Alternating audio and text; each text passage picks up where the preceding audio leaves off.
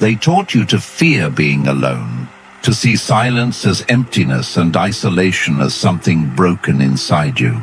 But what if that belief was designed to keep you dependent? What if the loneliness you've been trying to escape is actually the place where power begins? The empty rooms, the quiet nights, the distance from the crowd. Maybe they were never meant to destroy you. Maybe they were meant to shape you.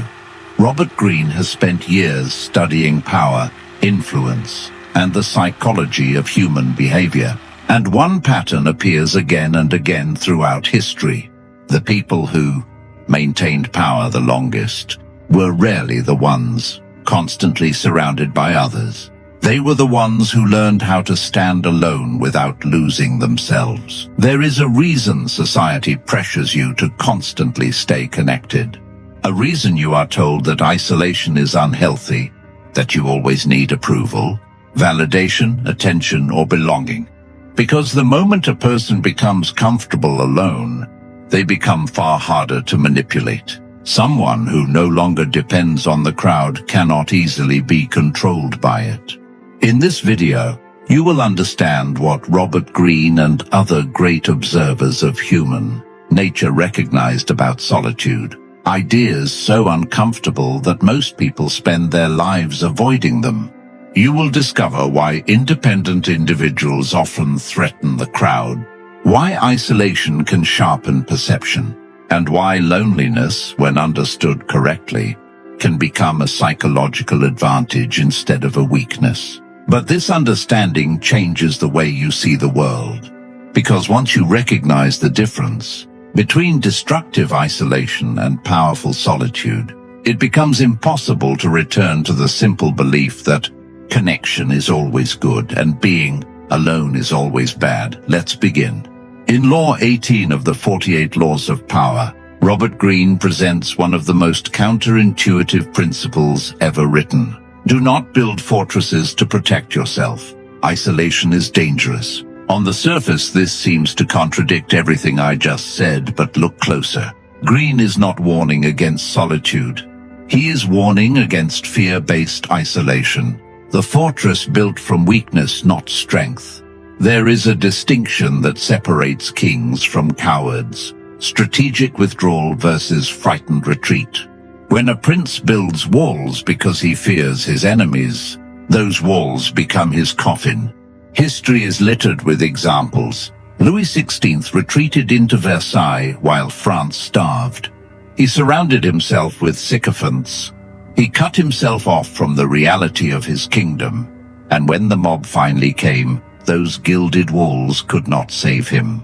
But there is another kind of isolation, the kind practiced by Marcus Aurelius, who wrote his meditations alone in a military tent, surrounded by war and death.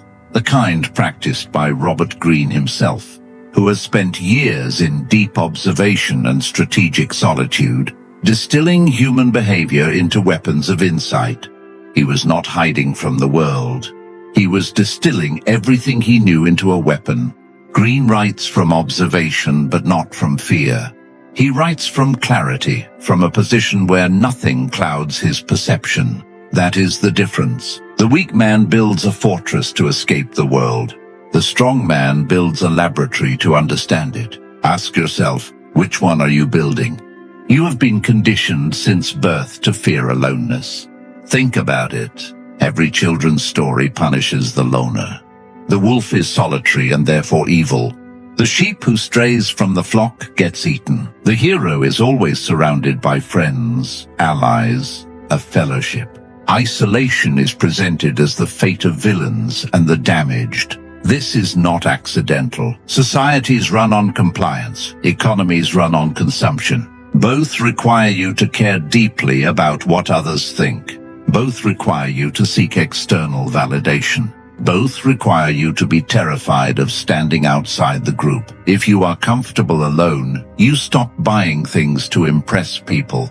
You stop performing for approval. You stop being a useful cog in the machine of endless commerce and endless comparison. Arthur Schopenhauer saw through this centuries ago. He wrote that the person who genuinely enjoys solitude possesses something rare. a self that is sufficient unto itself. But society cannot have that. A self-sufficient individual is an economic liability, an emotional anomaly, a threat to the system of manufactured need that keeps people perpetually hungry for what others provide. So they pathologize you. They call it social anxiety. They call it attachment issues. They call it avoidant personality. They invent clinical labels for what might simply be a mind that does not require constant stimulation from the herd. I am not dismissing genuine psychological suffering, but I am asking you to question whether some of your loneliness is real, pain or manufactured shame. The question is not, why am I alone? The question is, who profits when I believe being alone is wrong? Here is what the strategists understood that common people never will. Solitude is the birthplace of original thought. Friedrich Nietzsche climbed into the Swiss Alps alone. He walked for hours in silence, his mind combusting with ideas that would reshape philosophy. Thus Spoke Zarathustra was not written in a salon surrounded by intellectuals. It was written in isolation so profound that most people would have collapsed into madness. But Nietzsche did not collapse. He transcended. He wrote, "The higher we soar, the smaller we appear to those who cannot fly." This is not arrogance, it is observation. When you begin to think original thoughts, thoughts not borrowed from the group, not validated by consensus, you become invisible to those who can only see through collective eyes. And this is your advantage. When you spend time alone, genuinely alone without the crutch of distraction, something begins to happen.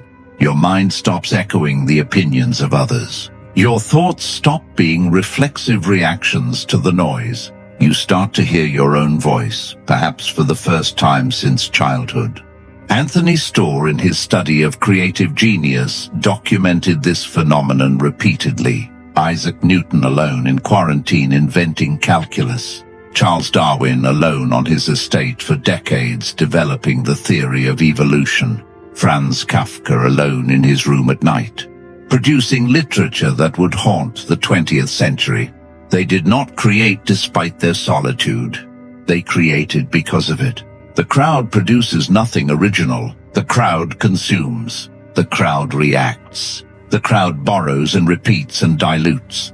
Creation is a solitary act. If you are alone right now, you are in the position of the artist before the canvas. The question is whether you will use that canvas or continue mourning the absence of an audience that would only distract you from your work.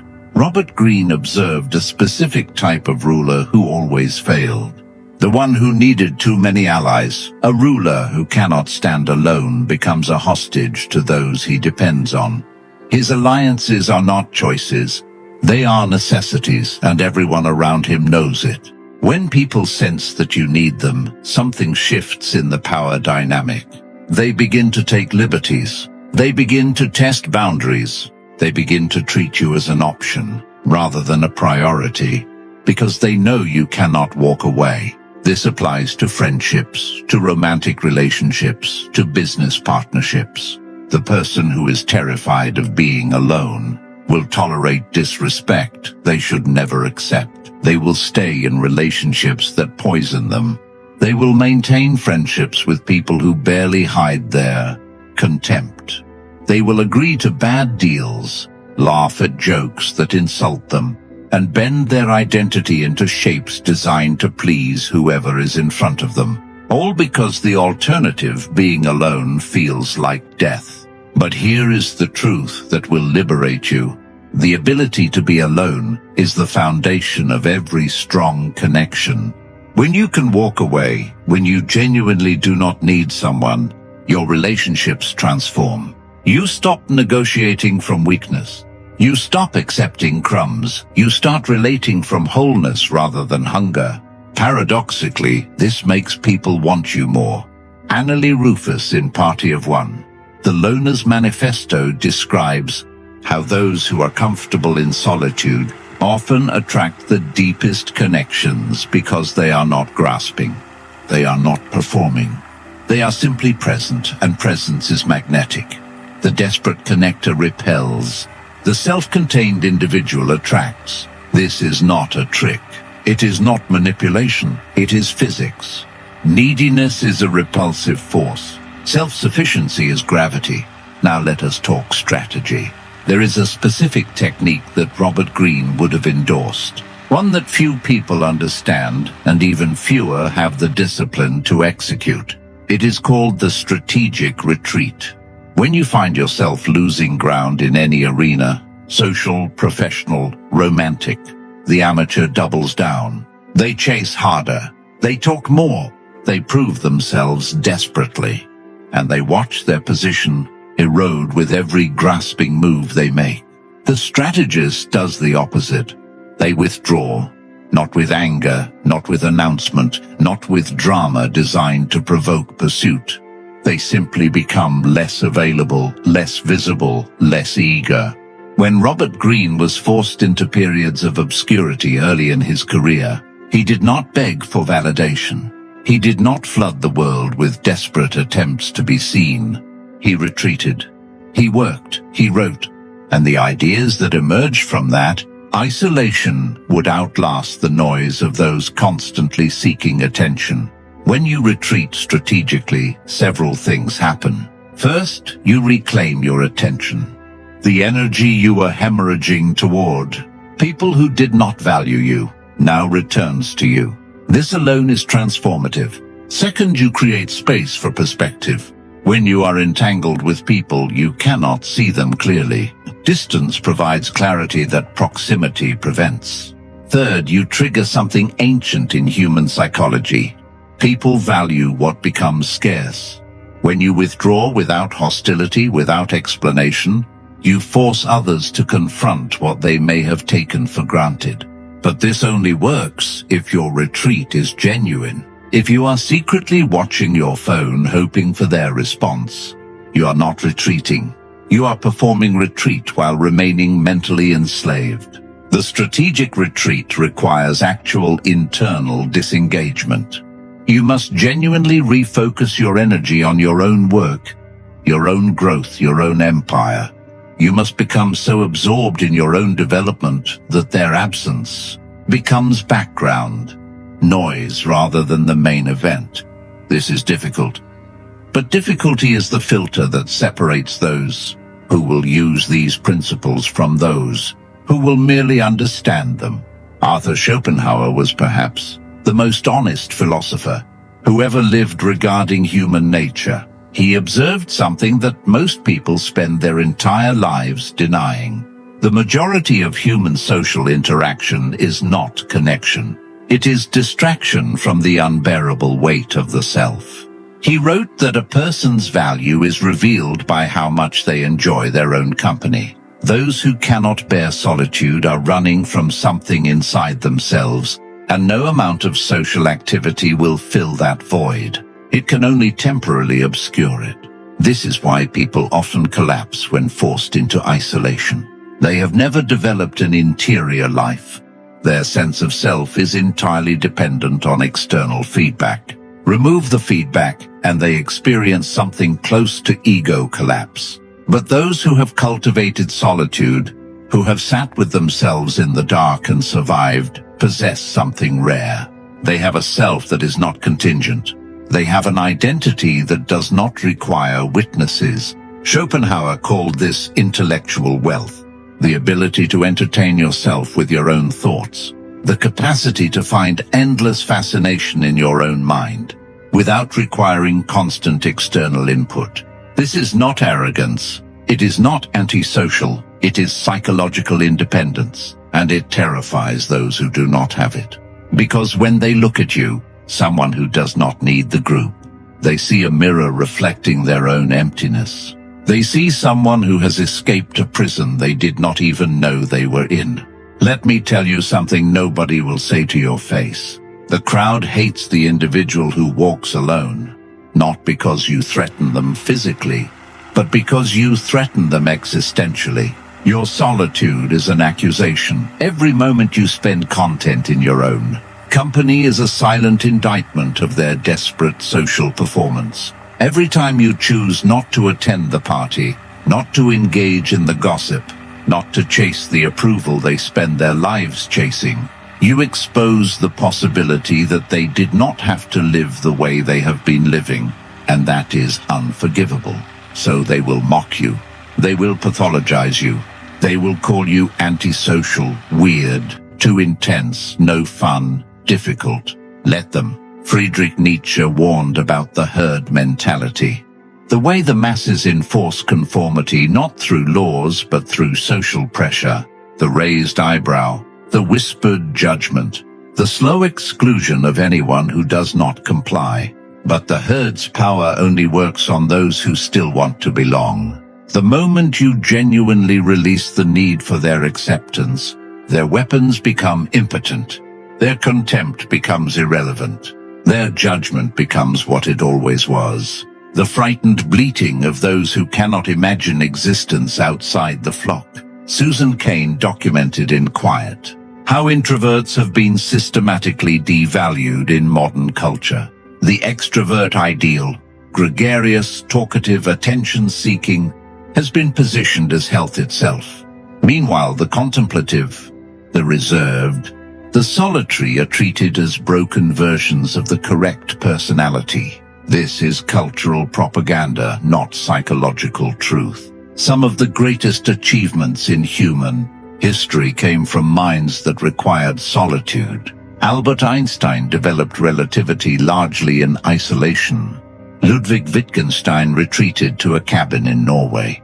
Emily Dickinson barely left her room and produced poetry that would outlast empires. The crowd produces noise. The individual produces legacy. Choose which you want to be. Now we arrive at the core technique, what I call the transmutation. This is the alchemical process of converting the lead of loneliness into the gold of sovereignty. Most people never complete this transformation because they are too busy medicating their solitude with cheap distractions. They scroll, they swipe, they numb, they fill every silent moment with noise because they cannot face what the silence contains. But you are still here, which means you might be ready. The first stage of transmutation is acknowledgement. You must stop pathologizing your aloneness. Stop treating it as a problem to solve or a disease to cure. Your solitude is not a symptom. It is raw material. Every hour you spend alone is an hour uncontaminated by the opinions, expectations, and projections of others. This is extraordinarily rare. Most people live their entire lives never experiencing a single day of genuine psychological independence. Their thoughts are borrowed. Their preferences are manufactured. Their identity is a composite of influences they never examined. But you, in your isolation, have access to something they do not. An unmediated relationship with your own mind. The second stage is excavation. In solitude, without the distraction of social performance, you begin to encounter parts of yourself you have been avoiding. Fears you suppressed, desires you denied, shadows you pretended did not exist. This is where most people retreat back to the noise. The excavation is painful. You find things buried inside yourself that you do not want to face. But Robert Greene understood that the individual who does not know his own weaknesses will be destroyed by them. Self-knowledge is not optional. It is strategic necessity, and self-knowledge is only available to those willing to sit in the dark long enough to see what is there. The third stage is integration. You take what you discover, the fears, the wounds, the shameful desires, the unacknowledged rage, and you incorporate it into your conscious identity. You stop pretending to be only light. You accept the darkness and therefore gain power over it. Robert Greene has long emphasized the importance of understanding the darker aspects of human nature. He integrated the ruthless parts of human behavior that polite society pretends do not exist. And because he accepts them, he can wield them rather than being controlled by them. Let me show you this transmutation in action through history. In 1302, Dante Alighieri was exiled from Florence, banished under penalty of death if he ever returned. He lost his political position, his property, his home. He wandered Italy for the rest of his life, never seeing his city again. Most men would have been destroyed. But Dante took his exile and transmuted it into something immortal. The Divine Comedy, one of the greatest literary works ever created, was written in that wandering isolation. The journey through hell, purgatory, and paradise was not just allegory. It was autobiography. A man who had lost everything descending through his own darkness and emerging transformed. Dante's exile was not his punishment. It was his liberation. Had he remained in Florence, caught up in political games and social performance, he would have died as a minor figure remembered by no one.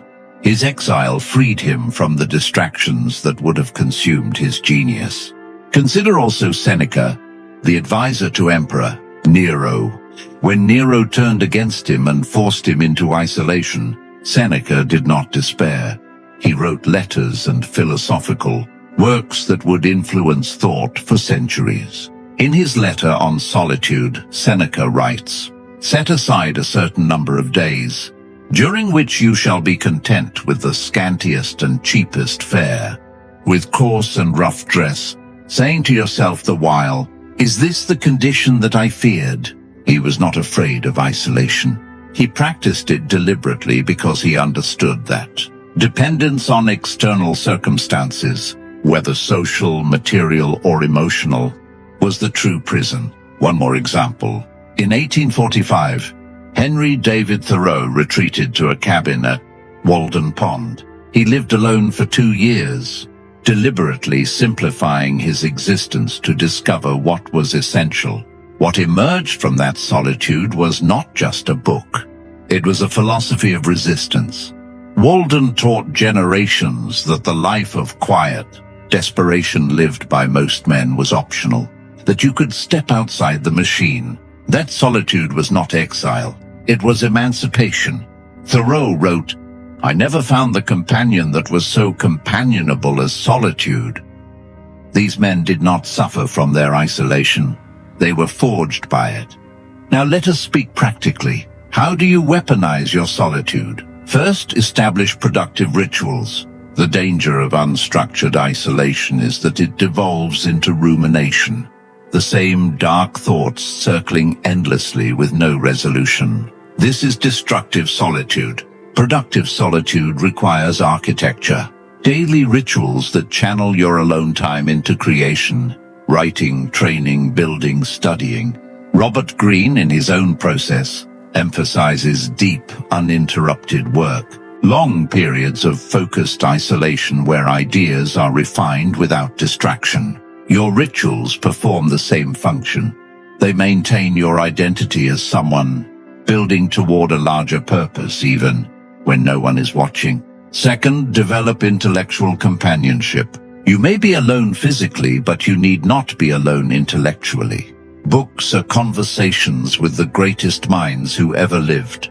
When you read Robert Greene, Marcus Aurelius, Arthur Schopenhauer, you are in dialogue with minds that understood what you are experiencing.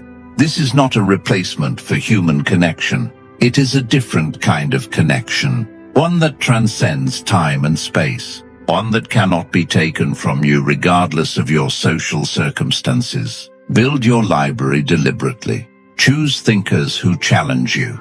Engage with ideas that force you to think rather than merely consume. Third, create evidence of your progress. The danger of solitude is losing track of your own growth. Without external feedback, you can feel stagnant even when you are advancing.